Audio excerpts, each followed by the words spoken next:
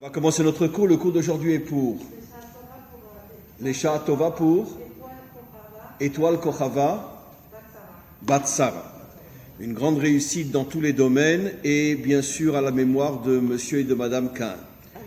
Comme on approche de la fin de l'année, puisqu'il nous reste encore 2 lundis. Vous m'entendez bien au fond, ça va ? Très bien. Il reste encore 2 lundis. À partir de la semaine prochaine, on commence le livre de Devarim. On reprendra des cours sur les parachiotes. On va avoir la chance d'avoir encore Devarim et Vaïtranan. Donc des parachiotes sur lesquels il y a vraiment de quoi parler. Là, on est à la fin du livre de Bamidbar. C'est un peu plus compliqué. Matot, Mas'é. Il y a moins de sujets qui sont à notre niveau, bien sûr, faciles à développer en public. Donc, je vais rester un petit peu dans la période dans laquelle nous sommes en ce moment, en vous posant une question très simple. Quel est le jour le plus joyeux, le plus extraordinaire, le plus fabuleux de l'année ? Comment ? Voilà, donc vous avez dit Tisha B'Av parce que vous connaissez mes cours. Effectivement. Le jour le plus joyeux, le plus extraordinaire de l'année, d'ailleurs, on doit faire un effort énorme pour ne pas se mettre à danser. C'est Tisha B'Av. Absolument. Je l'ai déjà enseigné. Mais est-ce que vous savez pourquoi le jour de Tisha B'Av, où on est assis par terre, où on jeûne, on a une tête d'enterrement, d'accord ? Pourquoi c'est le jour le plus joyeux de l'année ? Pourquoi c'est le jour le plus extraordinaire de l'année ? Parce que c'est l'anniversaire du Mashiach. Ben oui.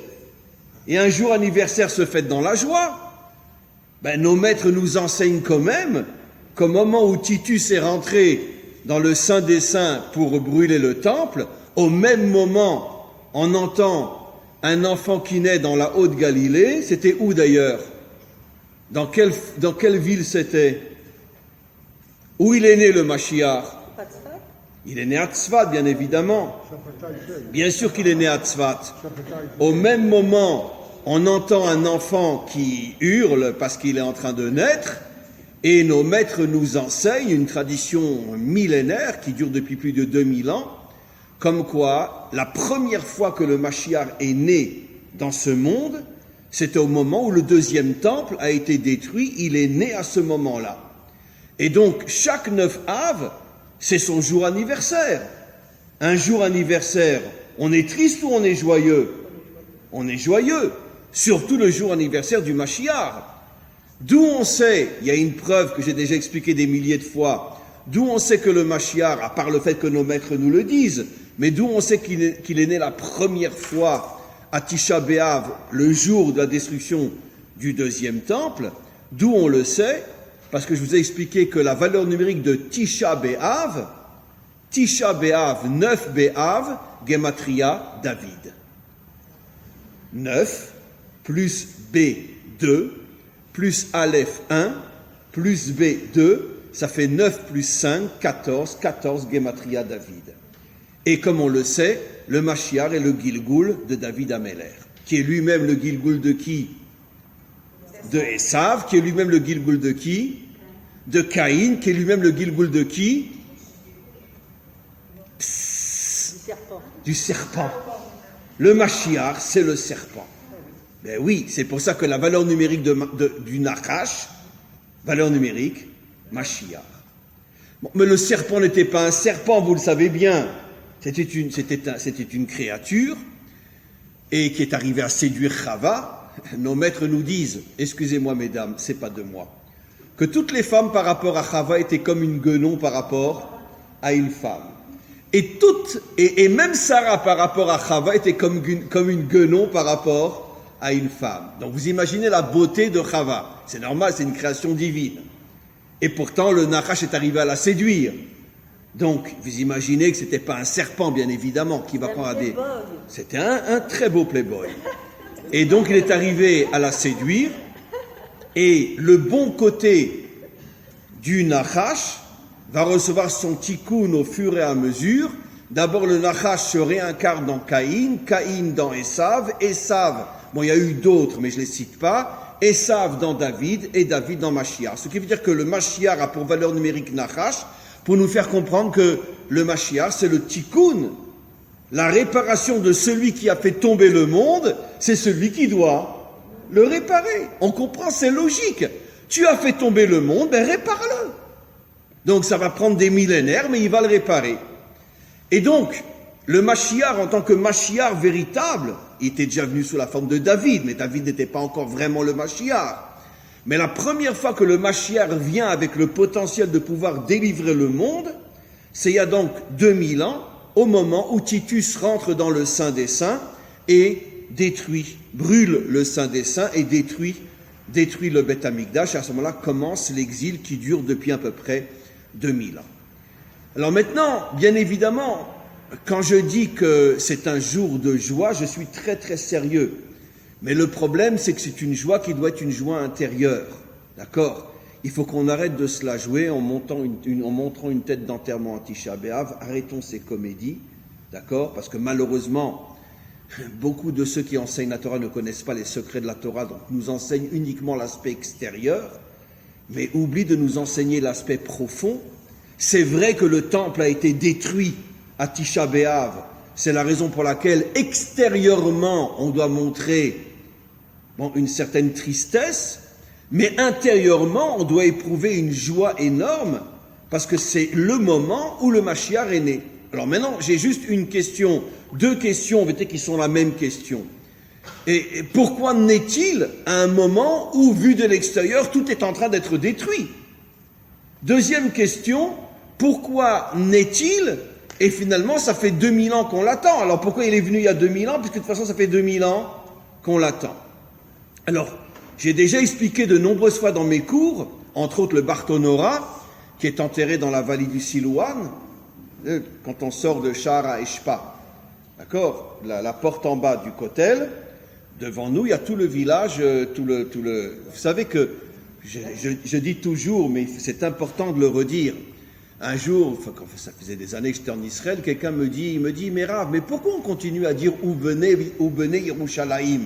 Pourquoi on continue à prier pour la reconstruction de Jérusalem? Et le Jérusalem d'aujourd'hui est 100 fois plus grand que le Jérusalem biblique. Je lui ai répondu, mais on n'a rien de Jérusalem, on n'a pas commencé à reconstruire Jérusalem. Alors il me regarde comme ça, il me dit, mais il est fou ce Rav. Oui, il s'appelle Dinovich, on le connaît bien sûr. Je lui dis, non, je suis sérieux. Le Jérusalem biblique n'est pas entre nos mains. Où était le Jérusalem biblique? Le vrai Jérusalem, c'est toute la vallée du Silouan. À part 5, 6, 7, 8, 10 maisons où se trouvent des familles juives, hyper gardées et protégées, toute la vallée du Silouan, c'est-à-dire quand on sort en bas et qu'on a devant nous donc tout c'est pas un village, c'est pratiquement une ville, d'accord, dans la direction de Hebron, ça c'est le Jérusalem biblique qui n'est pas du tout entre nos mains. Donc c'est pour ça qu'on continue à dire où venez Yerushalayim. Maintenant il faut savoir que depuis toujours jusqu'à aujourd'hui, il y avait toujours des Juifs malgré tout éparpillés qui vivaient dans cet endroit-là, même pendant l'époque du Galout. Entre autres, on a eu un très grand maître qui s'appelait Bartonora, qui était un Italien. Il a vécu il y a à peu près... Bartonora, presque, je ne sais plus, de très nombreux siècles. Et il a quitté l'Italie, comme Rabbi Chaim Vital, qui s'est installé à Vitali, qui s'est installé à Tzfat, qui est devenu l'élève du Hari Akadosh. Lui est venu à Jérusalem et il s'est installé dans la vallée du Silouan. Et jusqu'à aujourd'hui, sa tombe est là-bas. Les Arabes ne la touchent pas. Les Arabes respectent beaucoup les tombes juives, surtout quand ils savent que c'était un grand juste, même les Palestiniens, si j'ose dire. Donc sa tombe est toujours là. Et elle est juste à côté de ce qu'on appelle le Méachilouar. Le Méachilouar, c'est cette petite source qui s'appelle les eaux du Chilouar. Les eaux là où David Améler a été oint. Jusqu'à aujourd'hui, cette petite source existe. On rentre dans une grotte et on peut se baigner dans cette source-là. Et juste à côté, il y a le tombeau de Bartonora. Et Bartonora, lui, entre autres, mais il n'est pas le seul, écrit que depuis que le Mashiach est né, au moment où le Saint des Saints a été brûlé, le temple a été détruit, son âme ne quitte plus jamais le monde. Ça veut dire qu'il vit 30 ans, 50 ans, 70 ans, 80 ans, 120 ans, il arrive à la vieillesse, il meurt, son âme sort du corps et immédiatement est remis dans un nouveau descendant de David Améler. Ça veut dire que le Mashiach, en vérité, est présent, d'après le Bartonora et quantité d'autres maîtres qui expliquent les secrets de la Torah.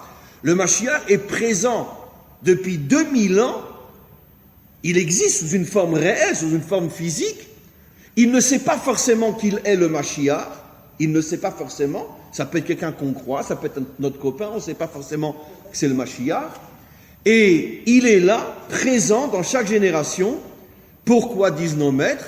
Parce qu'à partir du moment où le dernier exil a commencé, potentiellement, on souhaite que dans chaque génération puisse y avoir la délivrance, puisque la délivrance ne pouvait vraiment avoir lieu que pendant le 4e exil. Il fallait qu'il y ait 4 exils, l'exil de Babylone, l'exil de Perse, l'exil de Grèce, l'exil de Rome. Et à partir du moment où l'exil de Rome commence, potentiellement, dans chaque génération, le Mashiach peut se dévoiler. Donc c'est la raison pour laquelle nos maîtres expliquent qu'il est présent dans chaque génération, parce que si le peuple juif est méritant, pas seulement le peuple juif, si le monde est méritant, puisque le Mashiach ne vient pas uniquement pour Israël comme on le sait, il vient pour l'humanité tout entière, si le monde est méritant, à ce moment-là, il se dévoile, donc il faut bien qu'il soit là, il faut qu'il soit présent. Il y a une autre raison que nos maîtres expliquent, pourquoi il est né au tout début du 2e exil, et son âme ne quitte plus jamais ce monde, à chaque fois elle se réincarne dans un nouveau descendant du roi David. Pourquoi? Parce que nos maîtres expliquent, comme Hachem savait que ce serait l'exil le plus long, le plus douloureux, le plus terrible pour le peuple juif, puisque donnons un exemple simple, à la fin du premier exil, l'exil de Babylone, nos maîtres nous disent qu'il n'y avait pas une seule famille juive dont une partie des enfants ne s'était pas complètement assimilée, en 70 ans seulement.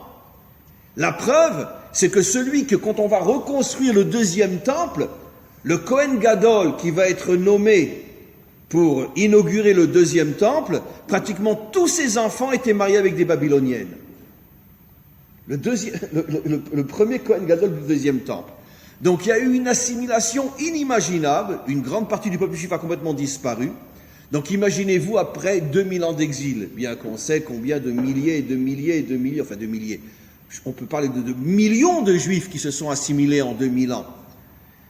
Des millions peut-être pas, mais en tout cas certainement on approche ces chiffres-là, d'où la conversion. C'est quoi la conversion? C'est une âme juive qui s'est perdue et qui revient, comme j'ai toujours expliqué. Donc, imaginez si au bout de 70 ans de l'exil de Babylonie, il n'y a pas une famille, même celle du Kohen Gadol, dont les enfants n'étaient pas mariés avec des non-juifs, donc finalement, toute une lignée qui se perd. Alors au bout de 2000 ans, comment se fait-il qu'on est encore là? Après tout ce qu'on a traversé? Eh bien, nos maîtres nous révèlent, c'est grâce à la présence du Mashiach dans chaque génération, qui dégage une lumière qui rentre dans toutes les âmes d'Israël, et qui, malgré nous, sans qu'on le sache, sans qu'on en soit conscient, nous maintient, au moins une grande partie d'Israël, nous maintient dans notre identité et nous permet de traverser ces 2000 ans. Vous aviez déjà entendu cette explication? Explication extraordinaire. Ça veut dire, mes amis, que d'après ce que nos maîtres nous expliquent, le rôle du Mashiach n'est pas seulement de venir délivrer le monde. D'accord? Je le dis avec une petite larme ici et je sors mon mouchoir blanc. Le Mashiach est, entre autres, je pourrais presque dire que l'une des plus grandes missions qui lui a été confiée, c'est de veiller à ce que le peuple juif ne disparaisse pas. Nous, on croit toujours que c'est le libérateur uniquement. Non, nos maîtres nous expliquent depuis des millénaires que le premier rôle du Mashiach, par sa présence au milieu d'Israël, dans chaque génération, c'est que, comme on le sait, toutes les âmes d'Israël sont incluses dans l'âme du Mashiach, et donc sa présence permet, même s'il n'est pas conscient qu'il est le Mashiach, sa présence permet de rayonner dans les âmes d'Israël, au point qu'il y aura toujours une partie d'entre nous qui refusera de perdre son identité.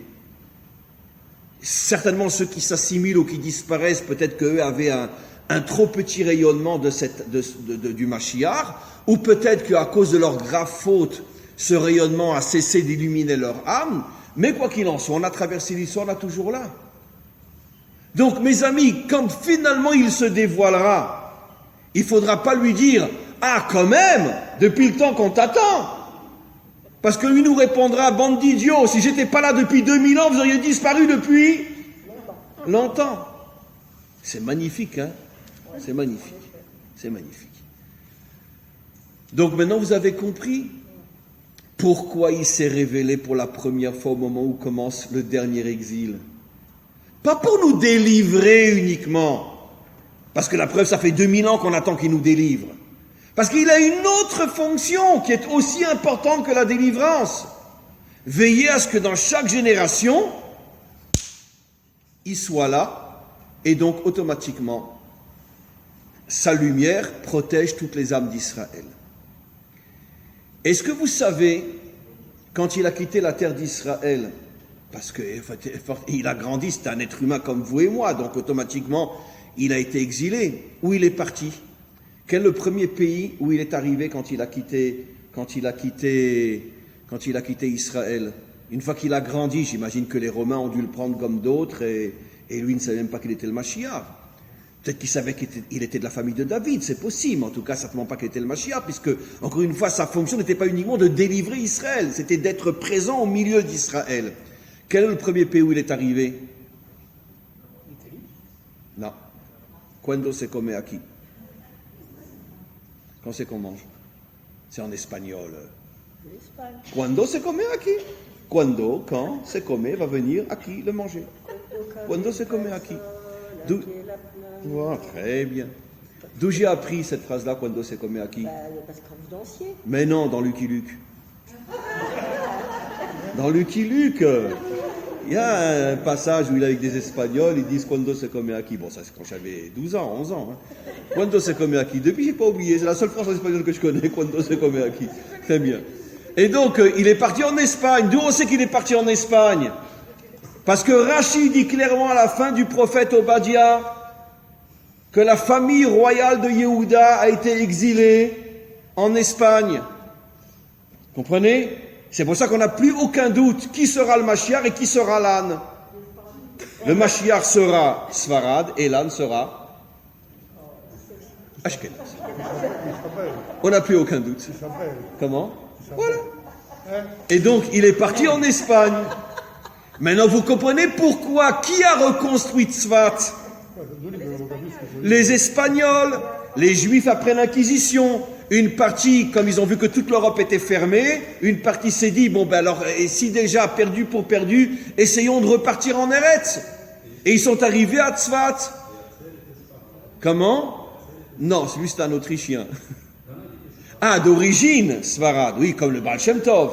Le Baal Shem Tov, un juif ukrainien, était d'origine Sfarad. Il y a énormément de juifs qui, en quittant l'Inquisition, se sont réfugiés après, effectivement. Toute la lignée du Baal Shem Tov, le Rabbi de Lubavitch est à l'origine un Sfarad. Lui aussi, toute sa famille, il l'a dit lui-même, toute sa famille vient d'Espagne aussi, etc. Il y a eu beaucoup de... Et moi, du côté de ma maman, on vient du Portugal. Très bien. Oui. Bien qu'elle est ashkénaze, mais grâce à Dieu, on a été sauvés. On vient du Portugal. Et donc, on continue. Quoi qu'il en soit, pourquoi une partie des Juifs espagnols sont repartis en Eretz, et comme par hasard, c'est eux qui ont reconstruit Tzfat? Parce que se trouvait parmi eux le Mashiach. Et comme le Mashiach est né pour la première fois à Tzfat, c'est pour ça que sans le savoir, c'était pas forcément conscient, il faisait partie de ces exilés qui sont revenus en Eretz Israël, et ils ont décidé de reconstruire la ville de Tzfat. Maintenant, dites-moi, comment que qu'est-ce qu'on dit dans la prière? Utka beshofar gadol lecherutenu. Sonne du grand chauffard pour notre délivrance. Utka beshofar gadol lecherutenu. Alors, vous voulez un grand secret? C'était quoi la question? Qu'est-ce que signifie sonne du grand chauffard pour notre délivrance? Tka, sonne, gematria tzvat. Chauffard, gematria Yerushalayim. Tzvat Yerushalayim. Le Mashiach commence son chemin à Tzvat et se dévoile à Yerushalayim. Tka Tzvat, Shofar Yerushalayim. C'est beau, hein? Ça va le déplacement? Très bien. Donc, ce qui veut dire que les deux endroits fondamentaux qui construisent le Mashiach, Tzvat, Yerushalayim. Incroyable. Utka, Beshofar Gadol. Regardez les gématriotes, vous verrez, c'est fabuleux. Donc, on n'a même pas encore commencé le cours. On n'est même pas encore dans l'introduction. On a compris maintenant pourquoi le Mashiach, je répète après j'avance, est né au moment où le temple est détruit et commence le dernier exil d'Israël. Parce que Hachem savait qu'aucun peuple au monde ne pourra traverser 2000 ans de telles obscurités, de telles souffrances sans disparaître. C'est impossible. Donc Hachem a envoyé le Mashiach, pas pour nous délivrer, mais pour nous maintenir et nous sauver en exil. En ce sens, il nous sauvera deux fois. Il nous sauve de la disparition en exil et après il sauve le monde dans le sens de la Géoula. Donc il a deux fonctions. Et de toute façon, en sauvant Israël, il sauve le monde, parce que si Israël disparaît, toutes les nations disparaissent. Donc automatiquement, son premier rôle, c'est d'être présent dans ce monde pour faire que le monde ne disparaisse pas. Et deuxième rôle, se dévoiler réellement et voilà. Donc, c'est pour ça que je vous dis que j'insiste, et après on passe à la deuxième partie du cours, je vous demande, mais vraiment, sincèrement, d'accord, ne tirez pas une tête d'enterrement à Rosh Hashanah. Soyez, à Tisha B'Av. Soyez en vous joyeux, contents. Vous pouvez fermer la porte et vous mettre à danser un petit peu, d'accord? Faire l'anniversaire du Mashiach. Et puis le soir, vous savez quoi? Allez, on le fait cette année, j'ai jamais pensé. On achète un gâteau, d'accord? On met 2000 bougies. Et le soir, quand on casse le jeûne, on fête l'anniversaire du Mashiach. Et on souffle sur les 2000 bougies. D'accord? Comment?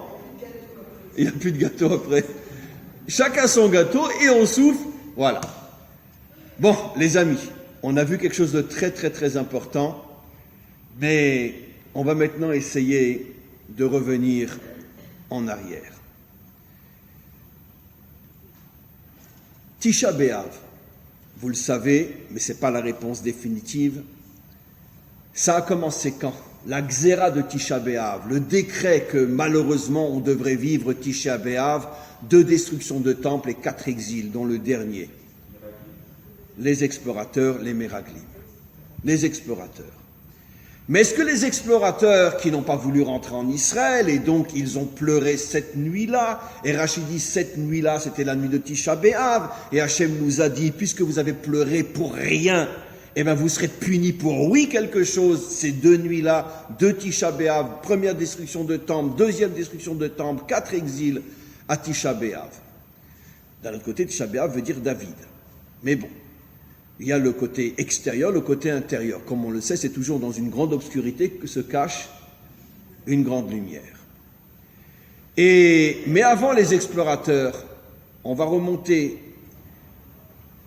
Je l'ai déjà enseigné dans mes cours. Nos maîtres nous disent qu'avant les explorateurs, il y a une autre cause, beaucoup plus subtile, beaucoup plus imperceptible, qui a mené finalement à la destruction des 2 temples et 4 exils. C'était quelle faute?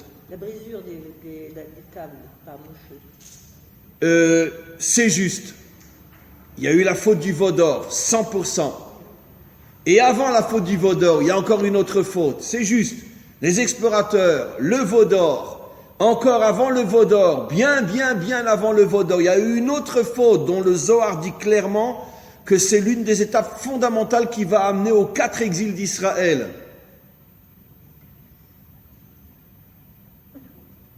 Qui se rappelle?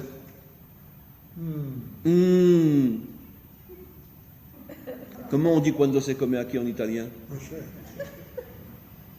Alors? Comment on dit quando se come aquí en italien? Quando se? Come aquí, quand c'est qu'on mange? C'est pas l'italien, ça. Non, c'est l'espagnol. J'ai demandé comment on dit en italien. Non, lo so. Quando comincia. Ah, quando comincia? Comincia. Ah, comincia. Très bien. Très bien. Alors, quelle est la première faute? la dispute entre Yosef et Yehuda, la vente de Yosef en exil. Vous avez vendu Yosef en Égypte, vous avez amené un juif en Chutz La'aretz, et bien comme punition, vous passerez les 3/4 de votre histoire en Chutz La'aretz.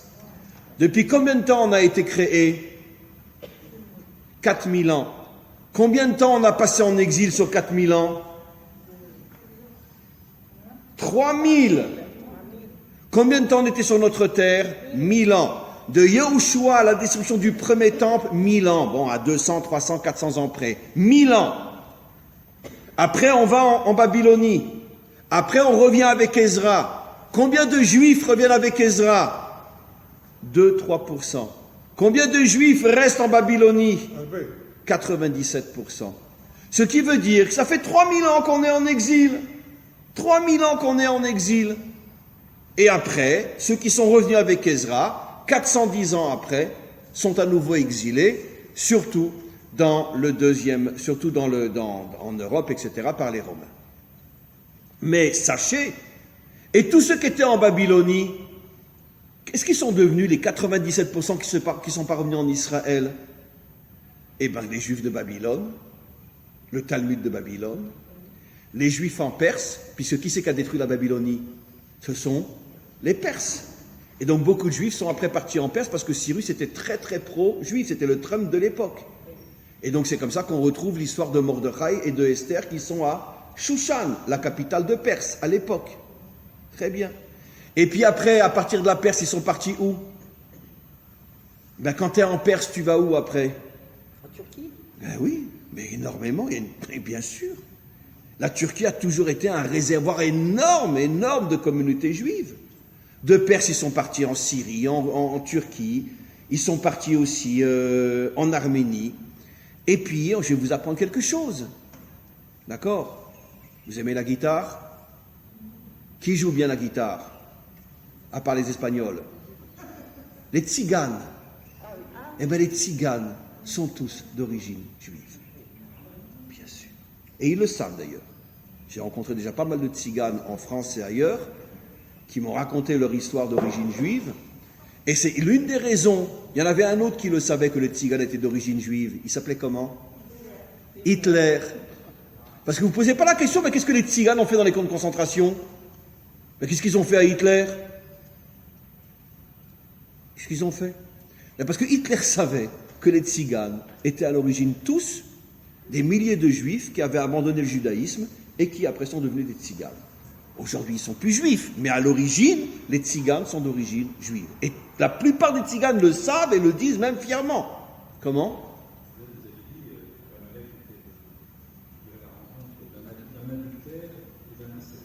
Oui, Amalek. Il y a des historiens sérieux qui pensent que c'est la même chose. Parce qu'en fait, sa grand-mère travaillait dans une famille juive. Et quand elle est partie, elle a reçu des indemnités, on le sait. Elle a eu son père, c'est déjà un adultère. Et son père ensuite s'est marié avec une femme qui serait sa fille, elle avait 25 ans de cas. Elle est connue, cette histoire.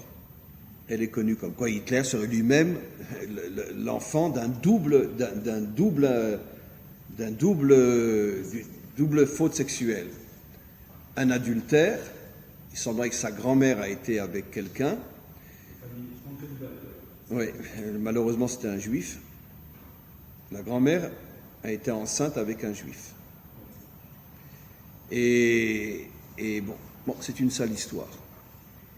Parce que c'était quand même un sale youpin. On est d'accord. Parce qu'il est quand même responsable de la mort de 6 millions de juifs. Cette ordure de juifs. D'avoir été avec... C'était consentant. Elle était d'accord, la grand-mère. Mais elle a quand même été avec un juif. Bon, j'aime pas trop cette histoire parce que ça me déchire à chaque fois. J'aime pas la raconter. Mais oui, hein, qui aurait cru que la grand-mère mariée de Hitler a été couchée avec un juif et comme ça elle a été enceinte et de là est sortie la lignée de Hitler. Bon, c'est pas des choses qu'il faut enregistrer, ça. Mais on pourrait comprendre pourquoi il haïssait tellement les Juifs. Peut-être qu'il voulait se venger de sa grand-mère qui avait été qui avait été mise enceinte par un sale youpin, parce que c'était vraiment un sale youpin. Mais bon, quoi qu'il en soit, on continue. Comment? Oui, ça c'est connu, le British. Tous les princes anglais étaient circoncis, jusqu'à notre génération. British, la circoncision de l'homme. British, mais bien sûr. Je vous signale qu'on a une tradition très très très sérieuse qui dit que les éphodes, toutes les pierres précieuses qui étaient sur l'habit du Kohen Gadol, sont aujourd'hui toutes en Angleterre. Elles ont été ramenées par les Templiers, etc. Elles sont en Angleterre. Les joyaux qui étaient sur les 12 diamants qui représentaient les tribus d'Israël, qui étaient sur le éphod, je ne sais pas comment dire en français, du Kohen Gadol.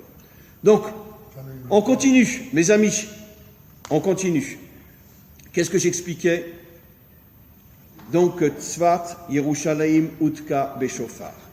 On a expliqué que finalement, le Zohar nous dit qu'avant la faute des explorateurs, avant la faute du Vaudor, et il y a eu aussi le fait que comme Israël a vendu Yosef aux non-juifs, d'accord, et c'est comme ça qu'a commencé l'exil, Mida Keneged Mida, c'est là qu'a commencé le décret des 4 exils d'Israël, 3000 ans sur 4000 ans.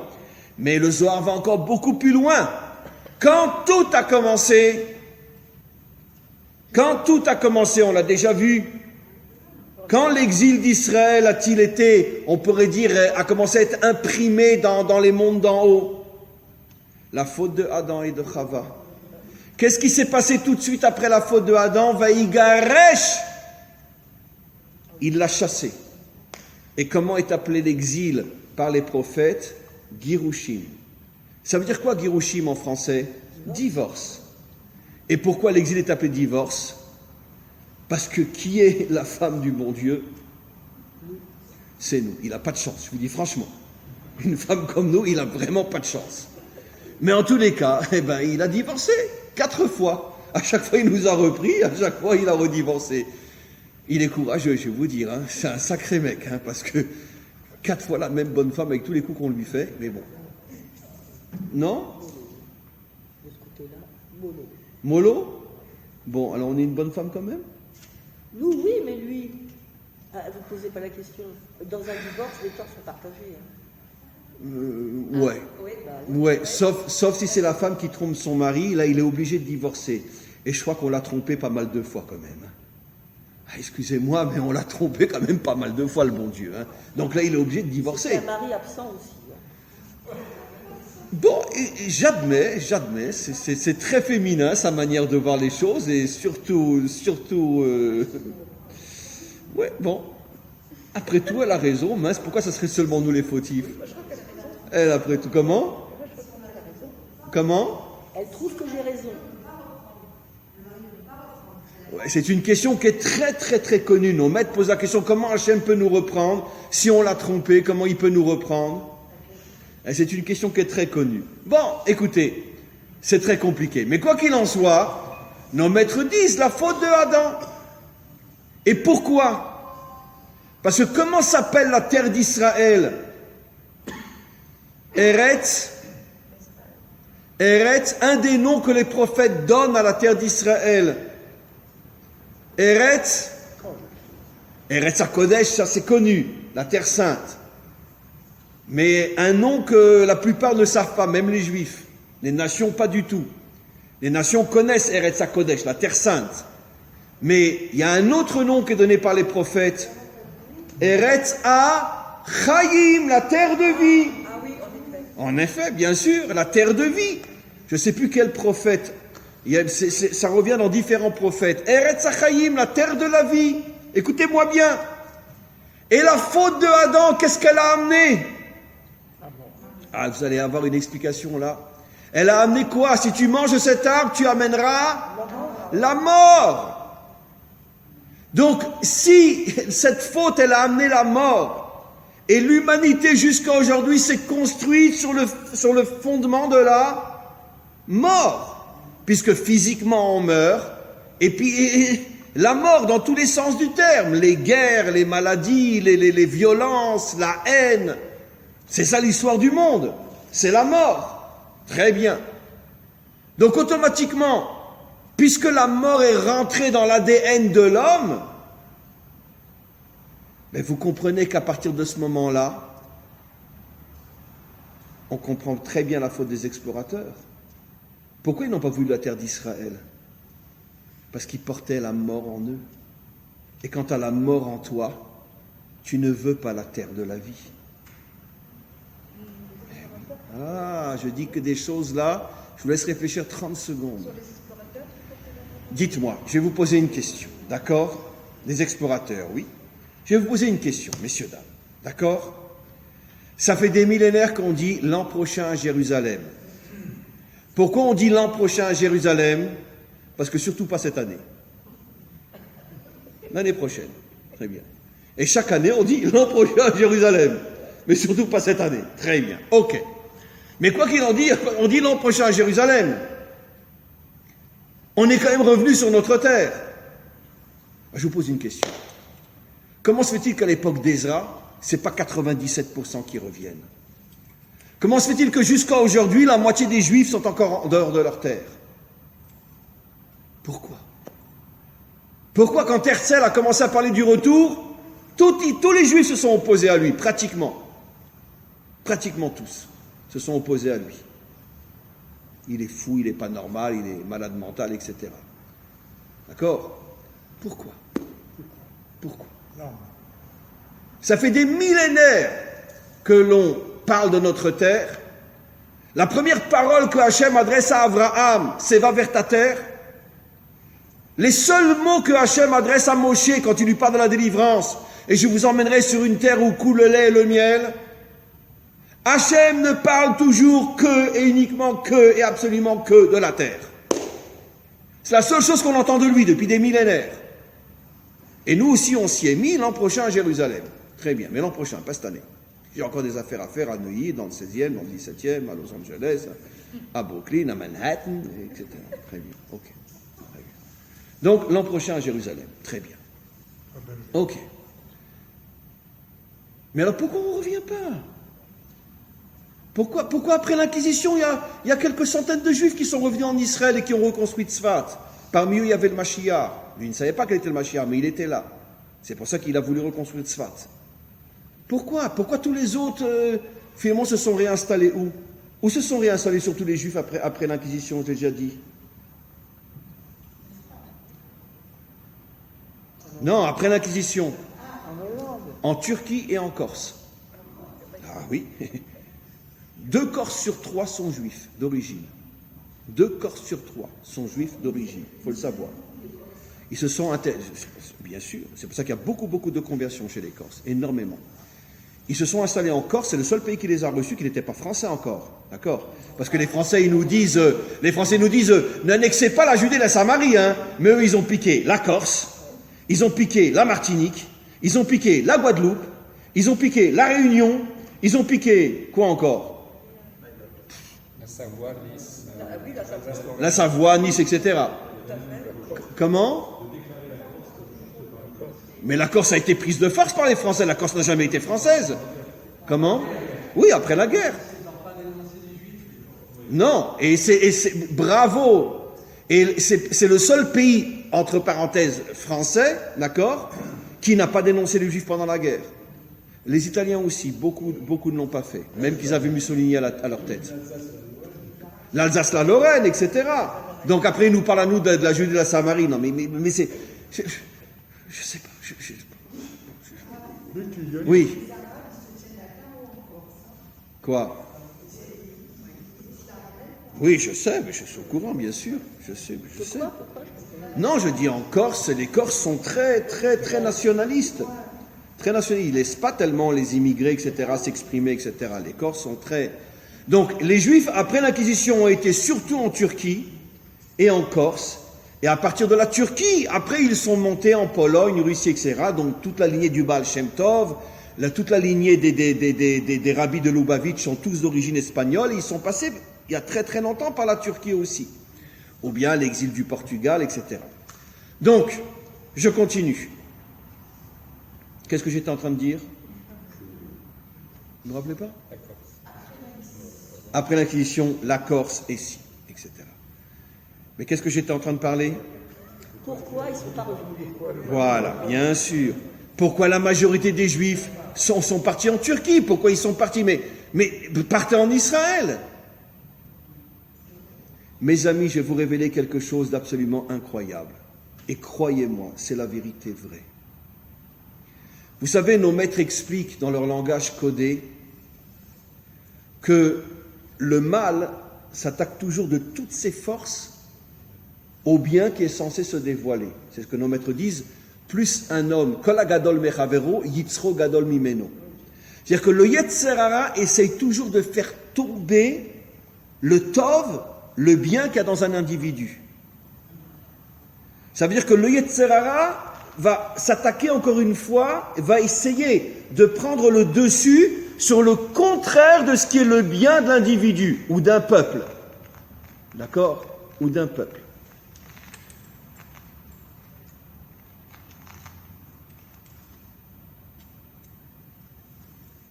Avant de dire ce que je vais dire sur Israël, je vais vous dire quelque chose qui va beaucoup vous choquer. Mais c'est absolument fabuleux. Dites-moi, dans notre histoire biblique et moderne, dans quels deux peuples s'est dévoilé Amalek? Je ne parle pas de l'Amalek biblique, Amalek, mais après il s'est dévoilé deux fois dans quel peuple? Les Perses et l'Allemagne. D'accord? Les Perses et l'Allemagne. C'est incroyable, hein? Quel est le peuple dans le monde musulman? Quel est le peuple le plus intello, le plus élevé, le plus scientifique, le plus tout ce que vous voulez? Les Iraniens, comme on le sait, évidemment. Les Perses. Vous savez qui c'est qui a inventé le cinéma? Les Perses. Oui, faites des recherches, vous verrez. Les premiers qui ont commencé à faire des films, c'était des Iraniens. Oui. Il est? Non, mais avant. Il a commencé. C'est comme. Qui c'est qui a inventé, pas vraiment Internet, mais vous vous rappelez à l'époque en France on avait quoi? Le Minitel. Et tout après ça a été repris par les Américains. Les Français n'ont pas su le garder. Et ben c'est exactement la même chose. Le cinéma a commencé en Iran et tout de suite après il a été récupéré par Hollywood. Tout de suite. Non, mais les frères Lumière, etc. Mais oui, c'est passé par la France, etc. Mais la graine était là-bas. En tout cas, c'est clair, tout le monde sait, les Iraniens, le peuple iranien est un peuple... D'ailleurs, c'est pour ça que nous, on n'a rien contre les Iraniens. Ce sont des gens extraordinaires, les Iraniens. Extraordinaires. Malheureusement, ils sont dominés par une classe militaire et politique qui, eux-mêmes, les fait souffrir, eux, en tant que peuple, comme on le sait. La majorité des Iraniens ne sont pas ni anti-juifs, ni anti-israéliens, ni anti-rien du tout. Ils sont eux-mêmes soumis au pouvoir. Mais c'est quand même incroyable que Aman se dévoile dans le pays, Amalek, se dévoile dans le pays le plus cultivé du Proche, enfin du monde à cette époque-là. Et après Hitler se dévoile dans le pays le plus philosophe, le plus cultivé, le plus scientifique, le plus, paf, en Allemagne. Pourquoi? Mais vous avez l'exemple absolu de ce que nos maîtres disent. Le mal essaye toujours de se dévoiler dans l'endroit qui, dans son potentiel, est censé être le contraire du mal. Est censé être le contraire du mal. On peut imaginer qu'un pays comme l'Allemagne va descendre à un niveau aussi... Je ne veux pas insulter les animaux, j'ai peur d'être attaqué par Brigitte Bardot, elle aurait raison. De dire des animaux, ça serait une insulte pour les... Non, ça serait vraiment une insulte pour les animaux, une insulte. Les animaux sont à des milliards d'années-lumière au-dessus des nazis. Des milliards d'années-lumière. Mais comment on peut imaginer un peuple qui a donné tellement de musiciens, d'artistes, de savants, de philosophes, de professeurs, Comment il peut descendre si bas à faire des expériences sur des enfants vivants, comme Mengele et d'autres? Vous savez que pratiquement tous les chefs de camp étaient des intellos, les chefs de camp, des professeurs d'université, etc. Pratiquement tous les chefs de camp, des grands camps de concentration, oui. Le service qui était en charge de l'extermination des Juifs s'appelait Racha. C'est pas par hasard. Racha, incroyable. Le mal. Et il y avait 250 nazis, 90% avaient un doctorat. Mais bien sûr. 20% avaient deux doctorats. Mais oui, mais absolument, mais les études sont là. Et tous les chefs des camps, Auschwitz, Birkenau, Treblinka, Mauthausen, étaient tous de grands professeurs. Comment c'est possible? Mais parce que c'est le principe fondamental que nous révèlent nos maîtres depuis des millénaires. Le mal essaye toujours de faire tomber ce qui est grand dans un certain domaine. De grands intellos vont devenir pires que des bêtes. Les Perses, bon là ça a échoué, ont failli devenir pires que des bêtes. Quel est le seul pays au monde qui parle de l'extermination du peuple juif, pas du peuple juif, pardon, d'Israël? Les Iraniens. Les Iraniens. Je ne dis pas que les Syriens ou les autres ne le veulent pas, mais eux ne le disent pas. C'est-à-dire les pays qui se comportent vraiment comme des monstres n'en parlent pas. Un pays hyper intello, lui, il en parle.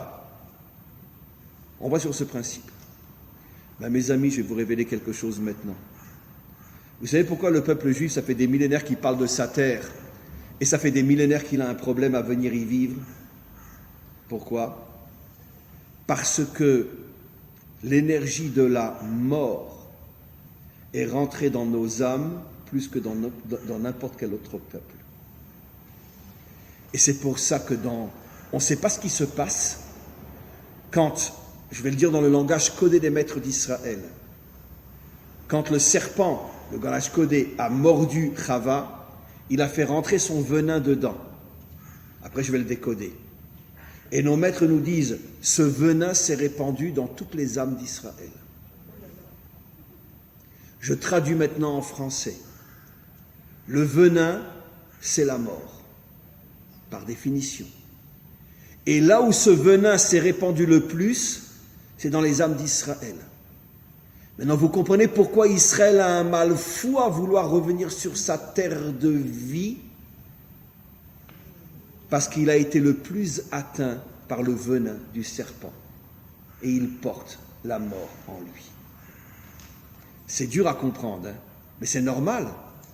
Pourquoi ce venin n'est pas rentré chez un autre peuple? Mais parce que les autres peuples ne vivent pas dans une terre qui s'appelle la terre de vie.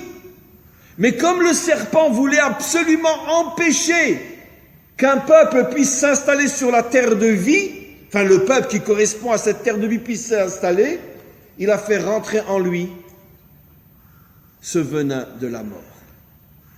Et c'est pour ça que vous voyez jusqu'à aujourd'hui des millions de juifs qui ne sont toujours pas sur leur terre. Et c'est pour ça que même nous qui sommes sur notre terre, vous avez plus de la moitié qui n'en ont strictement rien à faire de la Judée et de la Samarie. Si ça ne dépendait que d'eux, ben on rendrait tout et on se contenterait de la rue Dizengoff à Tel Aviv. Bien sûr. Même ceux qui vivent en Israël. Et c'est pour ça qu'officiellement notre pays, c'est un pays juif ou un pays occidental? C'est un pays occidental, de religion juive. Mais dans le sens comme la France. C'est un pays chrétien en majorité, mais l'État n'est pas chrétien, l'État est laïque. Et bien en Israël aussi, l'État est laïque et la majorité des Israéliens sont juifs. Mais c'est la séparation entre la synagogue et l'État, comme en France, la séparation entre l'Église et l'État. Ça veut dire que même ceux qui sont revenus sur leur terre, finalement, vivent encore officiellement d'une manière occidentale, avec les valeurs occidentales. Ce qui veut dire que, en vérité, est-ce qu'il y a quelque part dans notre génération un ou quelques juifs qui vivent vraiment comme des juifs par rapport à leur terre? Il y en a très peu. Ben, il y a nous. Comment? Et nous. Oui et non, parce qu'on ne peut pas faire ce qu'on veut. Et on peut pas aller à Hebron et dire aux gens de Hebron, bon écoutez, dégagez, c'est notre ville, hein. On peut pas. Donc, on peut pas. On peut pas. Pendant la guerre des 6 jours, lorsque tous les bon, ils n'étaient pas aussi nombreux qu'aujourd'hui, tous les Arabes de Hebron ont quitté Hebron, et il y en a un qui a pris son hélicoptère pour aller les rechercher et dire, mais retournez dans votre ville. Comment il s'appelait? Moshe Dayan. Ben oui, Moshe Dayan, bien sûr. Il a fait la même chose pour le Harabaïd, comme on le sait. Quand il a entendu que les parachutistes disaient « Harabaïd beyadenu », le mont du temple est dans nos mains, tout de suite il a envoyé un hélicoptère, et il a fait enlever tous les drapeaux israéliens qui étaient sur le mont du temple, et il a été chercher le wak pour le rétablir sur la maison du temple, sur le mont du temple. Donc, je critique pas, parce que d'un côté, il a fait beaucoup de choses pour son peuple, mais il y a des choses incompréhensibles. Mais dans le fond du fond, vous voulez que je vous dise la vérité? Depuis la faute de Adam, l'homme a peur de la vie. Oui. Vous m'entendez? Et par rapport à sa terre, le peuple qui a le plus peur de sa terre, c'est le peuple juif. Parce qu'il sait que cette terre-là, c'est la terre de la vie. Mais je n'ai pas fini, j'ai encore 10 minutes. 5 minutes. 5 minutes. On m'a demandé d'arrêter plus tôt, mais 5 minutes me suffiront. Et attendez, je n'ai pas fini. Et Israël, ça a commencé avec les explorateurs, dans le sens de peuple, parce que bon, Yosef et Juda, ce n'était pas encore un peuple. Les explorateurs, quand ils sont arrivés là-bas, ils ont senti une énergie de vie. Non, on veut rester dans le désert, on veut mourir dans le désert, on veut pas. Et vous savez pourquoi c'est dur de vouloir être un vivant? Parce que c'est quoi un vrai vivant? C'est quoi un vrai vivant? C'est quoi un vrai vivant? C'est quelqu'un qui se prend en main et qui laisse personne le prendre en charge. D'accord?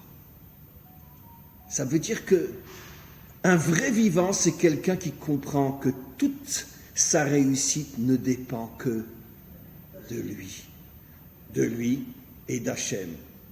Mais d'Hachem et de lui. Mais pourquoi j'ai pas voulu dire Hachem?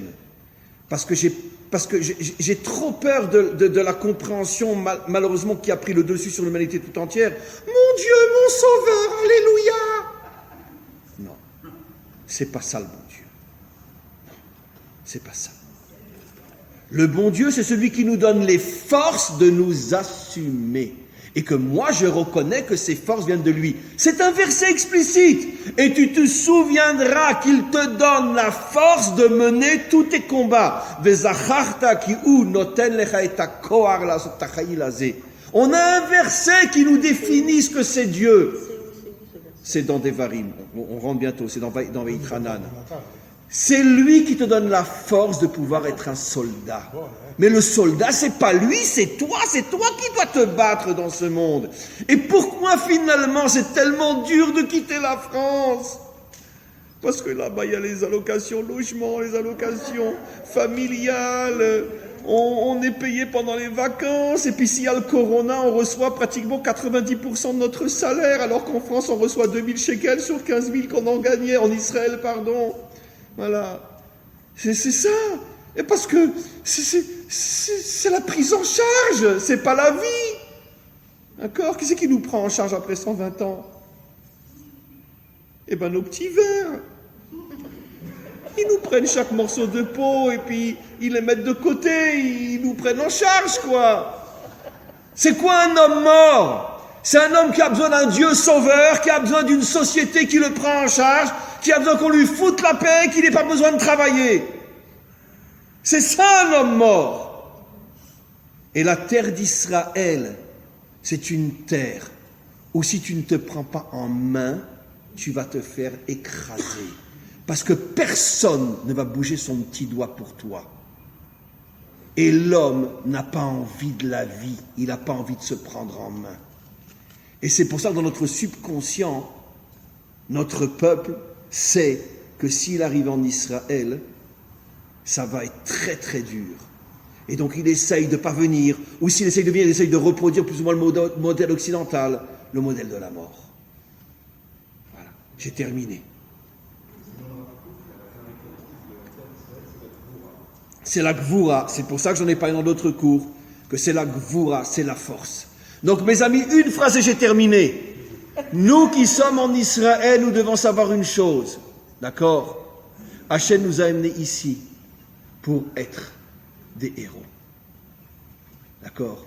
J'ai besoin de personne, j'attends rien de personne, j'ai Hachem et j'ai ma volonté, ma détermination, et c'est comme ça qu'on devient véritablement des hommes. C'est ça la vie. Amen, vechen yeh ratzon.